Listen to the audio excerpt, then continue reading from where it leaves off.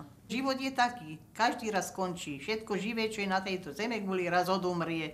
To je zákon prírody, to sa nedá nič na tom zmeniť. Takže aj ten rodič myslí, že keď raz zloží kosti, čo s tým deckom ďalej bude. Veď ono sa musí schopiť. Ono není také, aby sa nemohlo schopiť. Veď na ňom vidí, že je schopný.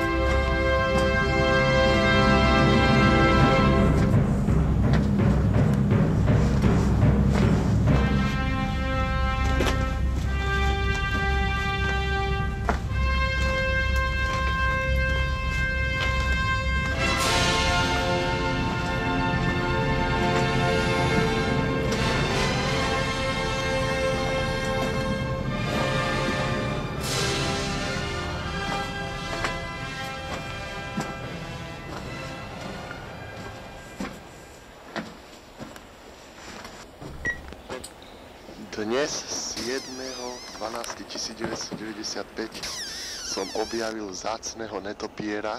Doma zistím, o jaký druh sa jedná. Potom som objavil dve uchane čierne, tie beriem tiež domov. Jedného ucháča svetlého, 3 podkováre a 3 netopiere obyčajné. Koniec.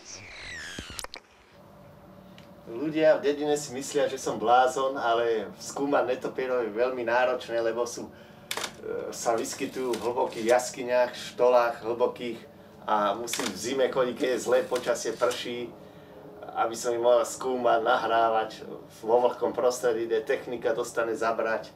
Niektorí starí ľudia sa ich báli, že to sú strašidlá, že to cecajú ľuďom krv, ale u nás také netopiere nežijú.